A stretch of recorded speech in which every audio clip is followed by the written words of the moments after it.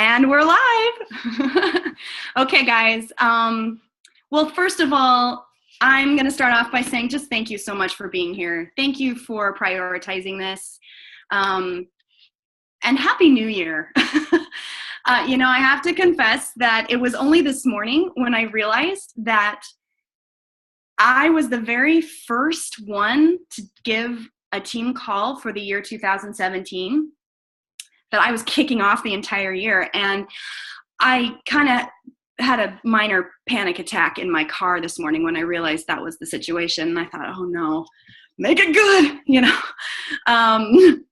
I don't know who thought of that. It was me, but we're gonna hopefully get through some things today. That will be helpful. My hope is that when you get off this call, you'll have something that not only inspires you, but you feel like you've got actual tasks or action items that you feel like you can actually walk away with, and you've got a new direction you might want to take or whatever. I titled it, So Where's the Money? Finding Joy and Prosperity Through Coaching. And I want to begin by telling you a little bit about my journey. So 2 years ago, 3 years ago, this coming July, I did a challenge group and I did PIO for 60 days and I got some pretty decent results and I became a coach. And when I posted the before and after on Facebook, my whole world turned upside down. It kind of opened this entire, this amount of attention that I really was not expecting or planning on. And I shifted into fifth gear really fast and had no idea what I was doing. I had close to 100 people contacting me in one way or another.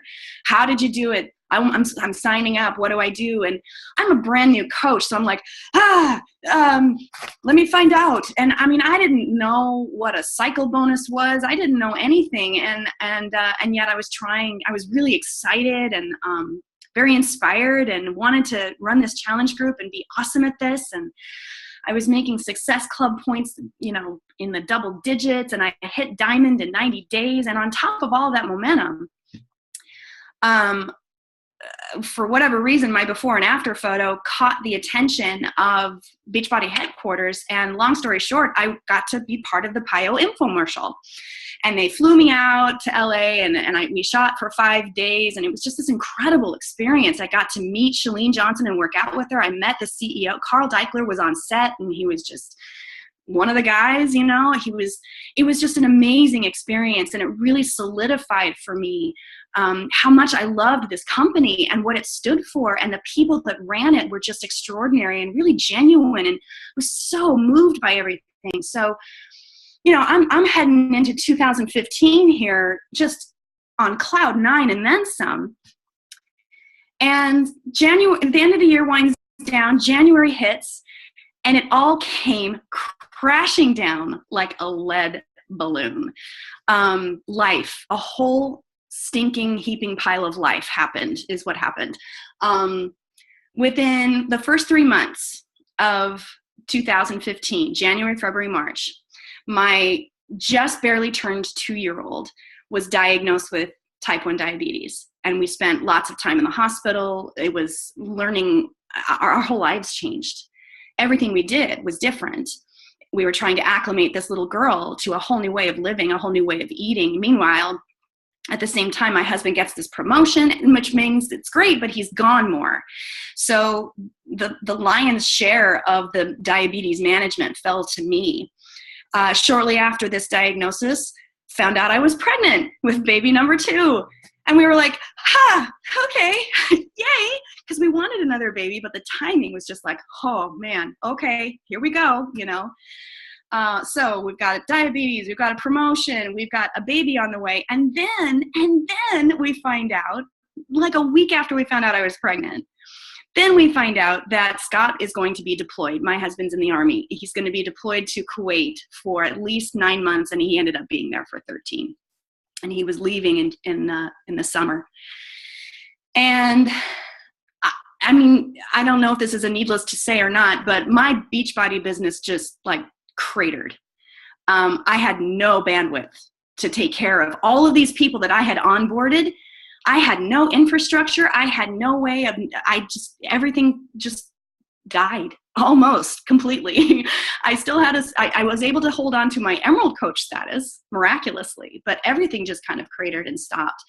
And I'm starting with this because I think what I want to do is kind of lay out a little foundation here that, to be fully transparent and honest with you guys, so far, I have had more downs than ups with this business. So why am I smiling? And why am I talking about finding joy and prosperity through coaching? What's that about? That's what I want to talk about. Right now, it's January. Most of us who are on the call are probably getting a little momentum right now. It's the beginning of the year. People are more interested in their health and fitness goals. We're trying to help them with that. It's a great time to be a coach. Or maybe it's not. Maybe there are people on this call who are looking at everybody else getting the big mo, and they're just sitting there and the phone is not ringing. So what I want to do is include anyone who's feeling like they're in a rut right now, or have ever been in a rut, or have felt stagnated, or felt like they can't bring anything to the table that's original or creative. Even if you don't feel that now, there's been several times when I felt like there's nothing I can really offer these people, and it's not going anywhere. I feel like I'm doing all the right things, but where's the money? Where's the process? Where the progress, the prosperity? Why is it happening for everybody else and not me? That's who I want to talk to, because those are my people. Those are my peeps right there. And I'm going to jump in and talk about something I'm just stealing completely right now. All this information that I'm about to share with you is not mine. It is Tony Robbins's. And I just in case he's on the call or one of his little minions or something, or, it's not mine. I'm not plagiarizing. I will give him full credit. Tony Robbins gave a lecture, one of many, that are totally amazing. And I listened to one recently that was called 3 Steps to a Breakthrough. Now, how does this tie into being prosperous and having joy? Breakthroughs are critical to an entrepreneur, or maybe to anybody, if they want to be happy and keep moving forward. And when we are in a rut, that's what we really need, is a new direction. But how do we get that? How do we get to a breakthrough? Tony Robbins breaks it down into 3 steps. And this is what I want to share. This is the bulk of the call right here. 3 steps to a breakthrough. If you're looking for something like that, get your pens ready. He takes these in reverse order in terms of level of importance. So he starts with number 3. He says you can have a breakthrough with just one of these, but if you want a massive breakthrough, like a life-changing breakthrough, you need all 3. So number 3, we're starting there, is strategy. A strategy is a new way to do something. And fortunately for us in Beachbody, there are strategies right, left, up, down, and everywhere. Every nationwide call, every Team Spirit Zoom call, your upline, all the stuff on the Coach Online Office, YouTube channels, there are strategies upon strategies upon strategies. They may not all work, they may not all resonate, but they're available. So you got to look at strategy. You and I need to focus on that. We gather up as many of these strategies as we can, see and feel and try and test a few of them out and see where it takes us. Tony Robbins talks about doing the right thing at the right time. That's part of the strategy. So the right time to be inviting people to your challenge group for January is when? Beginning of December. Learning to be a student of seasons, recognizing that there are ebbs and flows, knowing where those are, and working your business around that ever-flowing in and out that happens with our lives, with our businesses, with everything.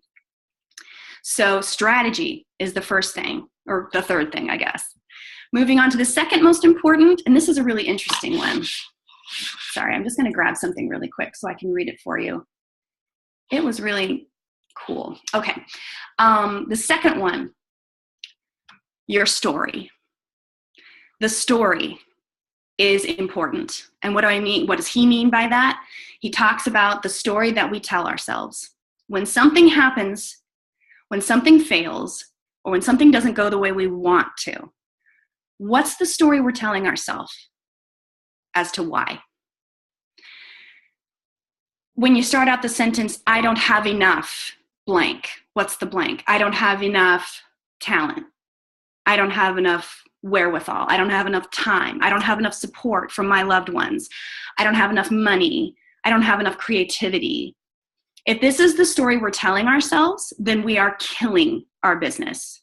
We're really just killing it. It kills our drive when we tell ourselves these things. It's, I'm failing because I don't have blank. And he says, give up the story that limits you and that tears your drive apart. Even if it's true, even if you don't have family members that are supportive, even if you haven't had a challenge group yet that where there was more than 2 people and they said, they participated or not. What story are we telling ourselves? He tells this, do I have time to tell this story? Probably not. I'm going to move on. He talks about the only resource that we really need to be successful. It's not money, and it's not time, and it's not a lot of support. It's the only resource we really need to be successful in anything is resourcefulness. To be a resourceful person, to cultivate that quality of resourcefulness. So for example, you don't have enough money. Well, a real driven, hungry business owner is going to get resourceful. You're going to get scrappy. You're going to roll up your sleeves and you're going to find a way to either work around the money issue or raise the money, crowdfund if you have to, get creative. But the only resource we really truly need to be successful is to maintain and cultivate that value of being resourcefulness. Okay, moving forward. The number one step to a breakthrough, the most important one, he calls it the state. In other words, the state of mind. State of mind determines absolutely everything.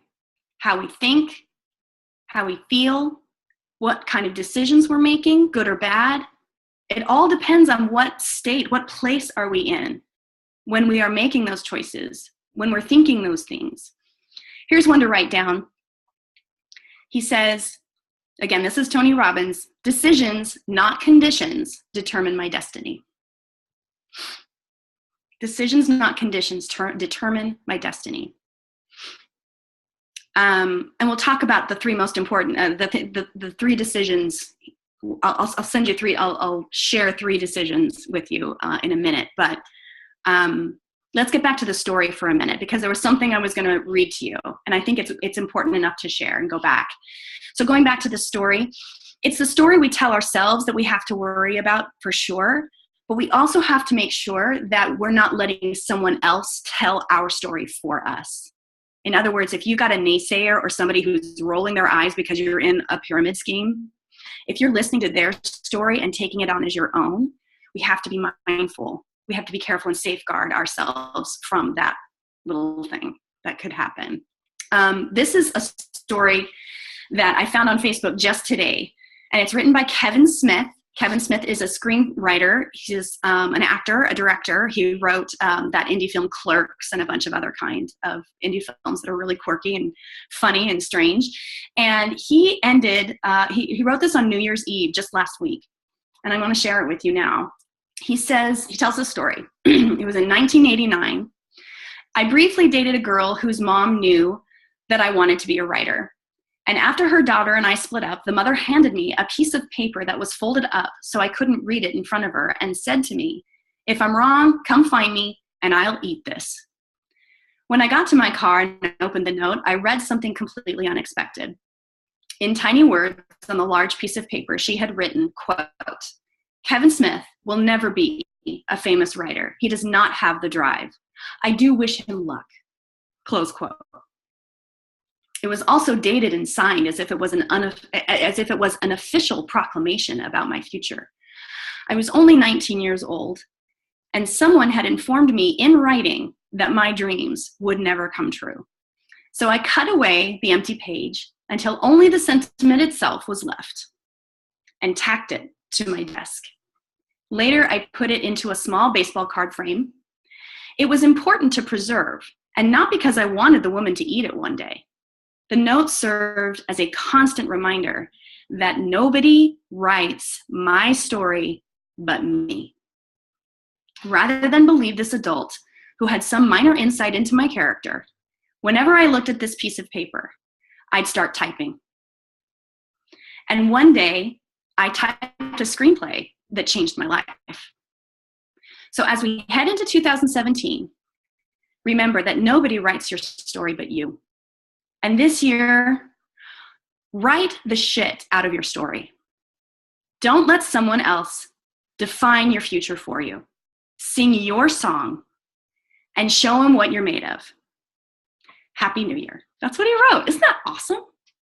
I thought it was kind of applicable because I know that some of us really do grapple with that. We have our own doubts about our abilities to do this. And it really doesn't help when somebody else that you love, that you respect, comes in and starts telling you, you know, I don't think this is for you, or whatever they say. Don't let somebody else write your story for you. That feeling you had at the beginning, it's just as true now as it was back then.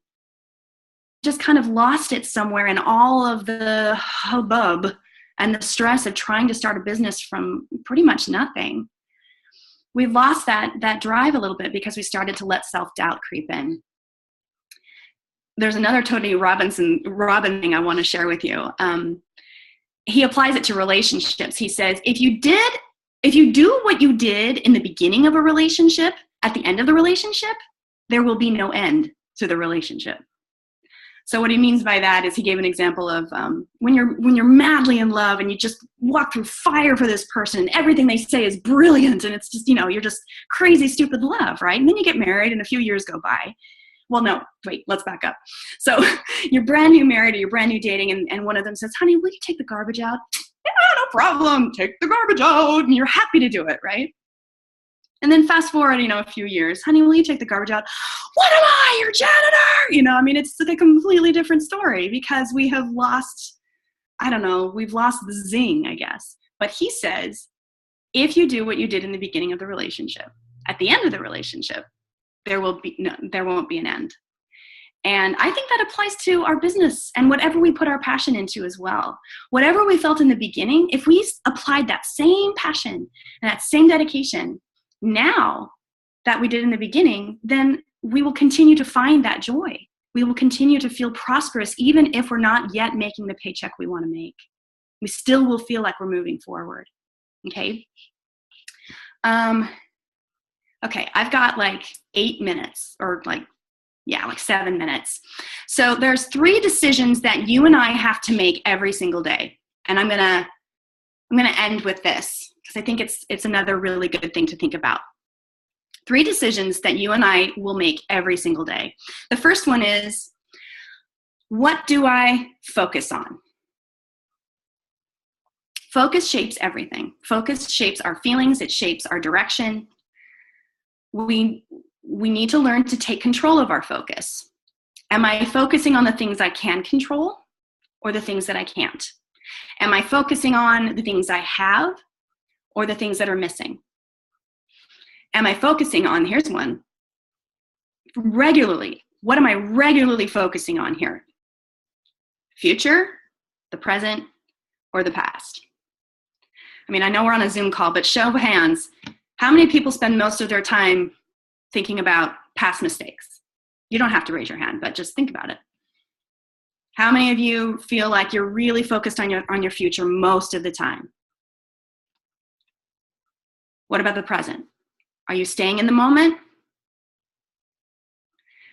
Just so you know, Tony Robbins says that successful business people alternate between future and present all the time, but most of the time future.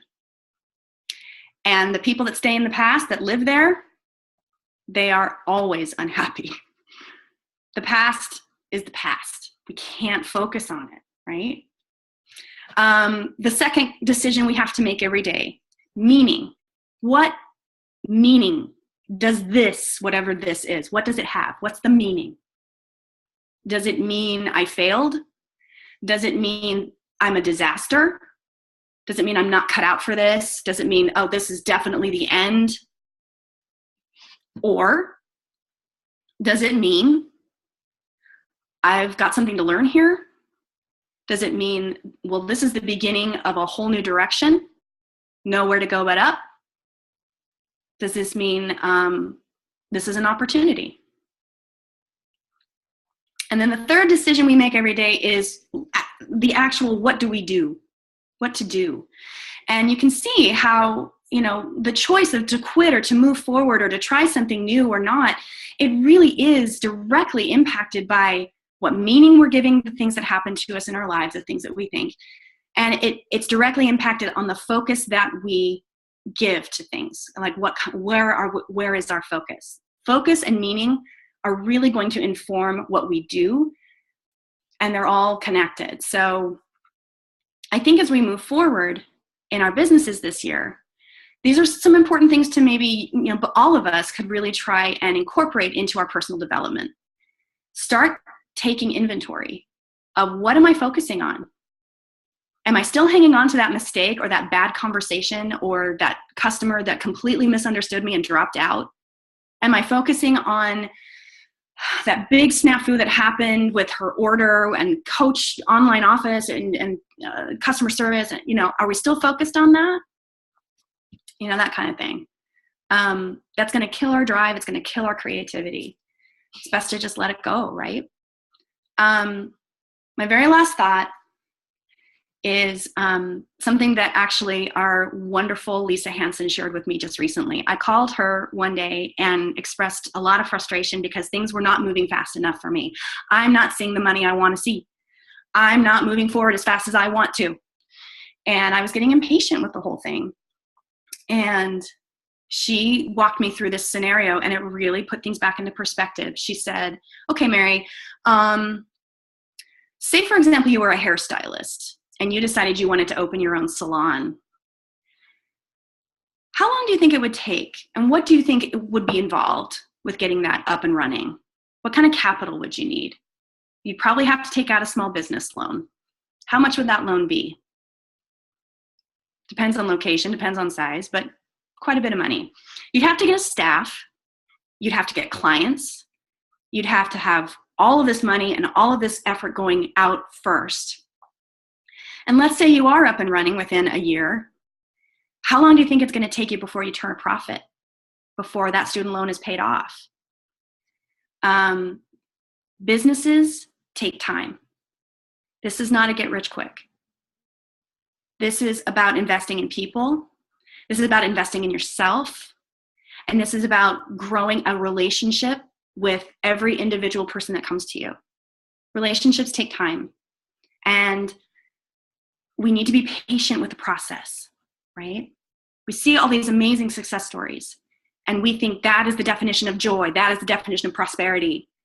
But I guess what I'm submitting is when we learn to have patience in the process, patience with ourselves, learn how to focus on what we can control, cultivate and build on new strategies, think creatively, think outside the box, change the story to make it something that makes our hearts sing, then that, my friends, can only lead us to prosperity. I think that's all I have. I'm out of time. I hope that was helpful. Anybody have any questions? You don't have to have questions, but if you do, I'm here. Thanks for listening.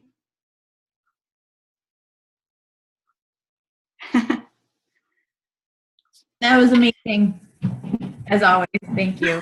Thank you. I like hearing that because that's kind of something I needed to hear, And I liked what you said about focusing on the present and the future, because one of my pitfalls is I focus on the past and, why didn't that work out? Why, person quit, and it still eats away at me. And I'm learning to not, to let it go. And I'm a lot better at it now than say a year or two ago. but it's, you still get that, and I still have to tell myself, stop. Like, there's nothing you can do about it, and you just got to keep going forward. So that spoke to me a lot. Oh, good. Yeah, it's we all do it. It's difficult. It's a tough thing, and it really is like it's like building a muscle. The more we practice getting out of the past, the better we get. So, thank you. All right. Well, guys, it's 9:00. Does anybody have anything else? Thank you. That was awesome. You're welcome. Thanks, guys. Everybody have a great night and a great week. You too, Mary. Bye. Bye.